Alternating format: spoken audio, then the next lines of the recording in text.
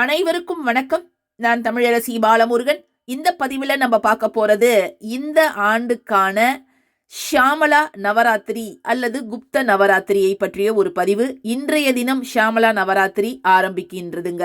இன்றைய தினம் 19/1/2026 இன்று ஆரம்பித்து வரக்கூடிய 27/1/2026 முதல் இருக்கக்கூடிய இந்த 9 நாட்களும் நாம் மாதங்கியை, ராஜ மாதங்கியை, ஷியாமளா தேவியை நாம் வழிபட வேண்டிய மிக முக்கியமான நாட்கள்.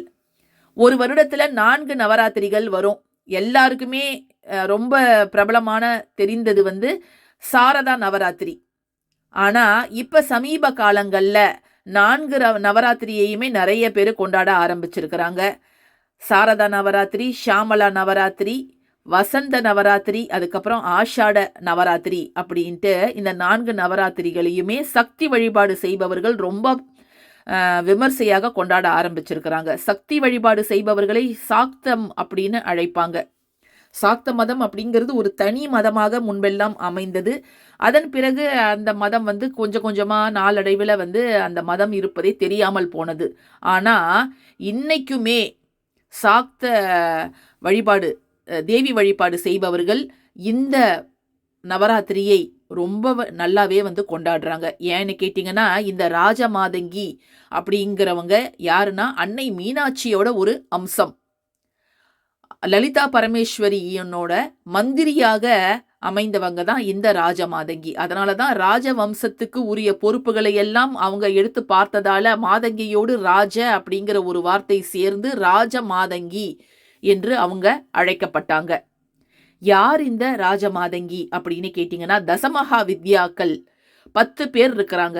அதுல 9வது அவதாரமாக இருப்பவங்க தான் இந்த ராஜமாதங்கி. ஒரு முறை உலகத்துல பிரளயம் ஏற்பட்ட போது பிரம்மதேவன் மதங்க வடிவம் எடுத்து, யானை வடிவம் எடுத்து சிவபெருமானை வேண்டினார். பிரம்மா தேவனுடைய மனதிலிருந்து தோன்றியவர் தான் மதங்க முனிவர். அந்த மதங்க முனிவர் திருவெண்காடுல ஸ்வேதவனம் அப்படிங்கிற ஒரு இடத்துல போயிட்டு தவம் பண்ணார். அவருக்கு சிவபெருமான் காட்சி அளித்தார். என்ன வரம் வேண்டும் அப்படின்னு கேட்டப்போ, எனக்கு அன்னையின் அம்சமே பார்வதி தேவியே எனக்கு மகளாக பிறக்க வேண்டும் அப்படின்னு அவர் கேட்டுக்கிட்டாரு. அதற்கு சிவபெருமானும் அப்படியே ஆகட்டும் அப்படின்னு அவர் ஒத்துக்கிட்டாரு. ஸோ சிவபெருமான் சொன்ன ஒரு மந்திரத்தை அவர் விடாமல் உச்சரித்ததன் பயனாக பார்வதி தேவி அவர் முன்பு தோன்றி, நான் சித்ஸ்வரூபிணியாக இருக்கிறேன், அதனால நான் உனக்கு மகளாக பிறக்க முடியாது, என்னுடைய அதிதேவதையான மந்திரி நீ அப்படிங்கிற ஒரு தெய்வம், பெண் தெய்வம் உனக்கு மகளாக பிறக்கும் அப்படின்னு காட்சி கொடுத்து மறைந்தாங்க. அதே போலவே ஆடி வெள்ளிக்கிழமையில அந்த மதங்க புஷ்கரணியில ஒரு நீலோத்பவ மலர்ல பச்சை நிற மேனியோடு கையில் கிளியோடும் வீணையோடும் ஒரு சின்ன பெண்ணாக ராஜமாதங்கி அவதரித்தாள். ராஜமாதங்கியை நாம் வழிபாடு செய்யும் பொழுது கல்வி, கேள்வி, ஞானங்களில் நாம் சிறந்து விளங்கலாம். செல்வம் அப்படிங்கிறது சேரும். நீங்க எந்த துறையில இருக்கிறீர்களோ அந்த துறையில் நீங்கள் புகழ் பெறுவீர்கள். அதுல நீங்க உயர் பதவி அடைவீர்கள்.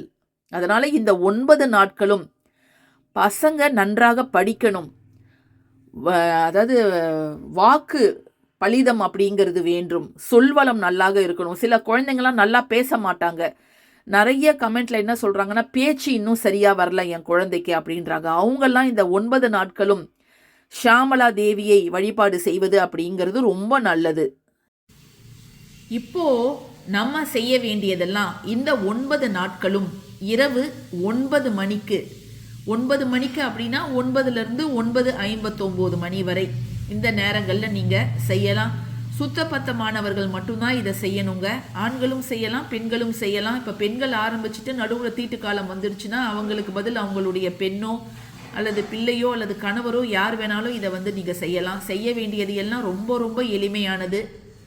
உங்கள் வாழ்க்கையில் ராஜ யோகம் ஏற்பட ராஜ மரியாதை, ராஜ வசியம் இப்படி எல்லாமே ரொம்ப ஒரு அதிக அளவில் ஏற்படணும் அப்படின்னா நீங்கள் இந்த வேண்டுதலை தாராளமாக செய்யலாம். எல்லாருக்குமே நம்ம வாழ்க்கை ஒரு நல்ல நிலையில் முன்னேற்றம் அடையணும்னு தான் நம்ம வேண்டிப்போம். அதுவும் குறிப்பாக பிள்ளைகளோட படிப்பு விஷயத்தில். ஏன்னா இப்போது போர்டு எக்ஸாம்ஸ் எல்லாம் நெருங்கிட்டு இருக்குது. பரீட்சையில் பசங்க நல்லா படிக்கணும், நல்ல ஞாபக சக்தி அவங்களுக்கு இருக்கணும், எந்தவித பதட்டமோ பயமோ அந்த எக்ஸாம் ஹாலில் அவங்களுக்கு ஏற்படக்கூடாது. இந்த ஒரு வருடம் முழுக்க படித்ததை அவங்க நல்ல முறையில் அந்த பேப்பரில் எழுதணும் அப்படிங்கிறதுக்காக பெற்றோர்களும் இதை தாராளமாக செய்யலாம். புது கலைகள் யாராவது கற்றுக்கிறாங்க அல்லது அந்த கலைகள் சார்ந்து ஏதோ ஒரு தேர்வு எழுத போகிறாங்க அப்படின்னா அவங்களும் இதை செய்யலாம். நல்ல சொல் வளம் வேணும், பேச்சு திறமை அதிகரிக்கணும் அப்படிங்கிறவங்க எந்த துறைகளில் நீங்கள் இருந்தாலும், நடிப்பு துறையோ அல்லது இசை துறையோ, எந்த துறையில் நீங்கள் நடனத்துறையோ ஓவியத்துறையோ அல்லது தைப்பது, துணி தைப்பது, சமைப்பது, இது எல்லாமே கலைகள் தான். 64 கலைகளில் நீங்கள் எந்த துறையில் இருந்தாலும் அந்த துறையில் நீங்கள் மேலோங்கி வரணும், பெயரும் புகழும் உங்களுக்கு ஏற்படணும் அப்படிங்கிறதுக்காகவும், செல்வ செழிப்பு அப்படிங்கிறது வேணும் அப்படிங்கிறதுக்காகவும், மன அமைதி வேணும், வாழ்க்கையில் நிம்மதி வேணும், நல்ல ஒரு வளர்ச்சி, அசுர வளர்ச்சி வாழ்க்கையில் வேணும் அப்படிங்கிறதுக்காகவும் இதை நீங்கள் செய்யலாம். நீங்கள் செய்ய வேண்டியதெல்லாம் ஒரு வெற்றிலை எடுத்துக்கோங்க, அல்லது எனக்கு வெற்றிலை இன்றைக்கி கிடைக்கல, ஸோ நான் செம்பருத்தி இலை எடுத்துருக்கிறேன், இல்லை வாழை இலை சின்ன பீஸு, இல்லைங்க இது எதுவுமே கிடைக்காதுன்னா ஒரு தட்டில் சின்ன தட்டு எடுத்துக்கோங்க. 9 முறை ஏதாவது ஒரு தேவியர் படம் நம்ம பூஜைகரையில் இருக்கும், சரஸ்வதி தேவியோ அல்லது காமாட்சியோ மீனாட்சியோ ஏதாவது ஒரு அன்னை படத்திற்கு முன்பு இதை வைத்து தீபம் மட்டும் ஏற்றிக்கோங்க. 9 மணி ஆக இருந்தாலும் பரவாயில்ல, தீபம் ஏற்றிக்கிட்டு 9 முறை குங்கும அர்ச்சனை அப்படிங்கிறத நீங்கள் செய்யுங்க. அந்த 9 முறை நீங்கள் குங்கும அர்ச்சனை செய்யும் பொழுதும் நாம் உச்சரிக்க வேண்டிய மிக சக்தி வாய்ந்த ராஜ மாதங்கி ஷியாமளாவின் மிக சக்தி வாய்ந்த ஒரு மந்திரத்தை நான் சொல்கிறேன், அதை மட்டும் நீங்கள் உச்சரிங்க. 9 நாள் அப்படிங்கிறது கணக்கு, 9 முறை நீங்கள் இதை செய்யணும். இப்போ இன்றைக்கி ஏதாவது ஒரு நாள் நைட்டு நான் மிஸ் பண்ணிட்டேன் அப்படின்னா நீங்கள் மறுநாள் காலையில் குளித்து முடிச்சுட்டு காலையில் 9 மணிக்கும் நீங்கள் கணக்கில் எடுத்துக்கலாம். ஸோ காலையோ இரவோ 9 நாட்களுக்குள்ளார நீங்கள் 9 முறை இந்த மந்திரத்தை நீங்கள் உச்சரிக்கணும். சரிங்களா? அந்த மந்திரம் என்ன அப்படிங்கிறத நான் இப்போ ஷேர் பண்ணுறேன். ஸோ அதை நீங்கள் ஒரு பேப்பரில் எழுதிக்கோங்க அல்லது ஸ்க்ரீன்ஷாட்டும் நீங்கள் எடுத்து வச்சுக்கோங்க. இப்போ இந்த 9 நாள் இதை நம்ம செய்யும் பொழுது அசைவம் நீங்கள் சாப்பிடக்கூடாது. ஏன்னா தேவி வழிபாடு அப்படிங்கிறதுக்கு சுத்தம் ரொம்ப ரொம்ப, உடல் சுத்தம் மன சுத்தம் ரெண்டுமே ரொம்ப ரொம்ப முக்கியம். அதனால் அசைவம் சாப்பிடாமல் நான் ஒரு கட்டுப்பாடுடன் இதை செய்கிறேன், என்னால் முடியும் அப்படின்னா நீங்கள் இன்றைக்கி இரவுலேருந்து நீங்கள் ஆரம்பிக்கலாம். ஆனால் நீங்கள் நினச்சது நிச்சயமாக இந்த 9 ராத்திரிகளில் ஷியாமளா தேவி ராஜமாதங்கி நாம் கேட்டதை நிச்சயமாக நமக்கு வாரி வழங்குவாள். இப்போ அந்த மந்திரம் என்ன அப்படிங்கிறதையும் நம்ம இப்போ பார்த்துடலாம். நீங்கள் உச்சரிக்க வேண்டிய அந்த சக்தி வாய்ந்த மந்திரம் ஓம் சுக்கரப்பிரியாயை வித்மகே ஸ்ரீ காமேஸ்வரியை தீமகி தன்னோ ஷியாமளா பிரசோதயாத். 9 முறை, ஒவ்வொரு முறை உச்சரிக்கும் பொழுதும் குங்குமத்தை எடுத்து நீங்கள் தட்டிலையோ இலையிலையோ நீங்கள் வைக்கலாம். அந்த குங்குமத்தை நீங்கள் பத்திரப்படுத்தி ஒரு தனி பாக்ஸில் போட்டு வச்சுக்கோங்க. முக்கியமான விஷயங்களுக்கு நீங்களோ உங்கள் பிள்ளைகளோ போகும்பொழுது அந்த குங்குமத்தை நீங்கள் நெற்றியில் 2 புருவங்களுக்கு மத்தியில் அதை வச்சுக்கிட்டு போகலாம்.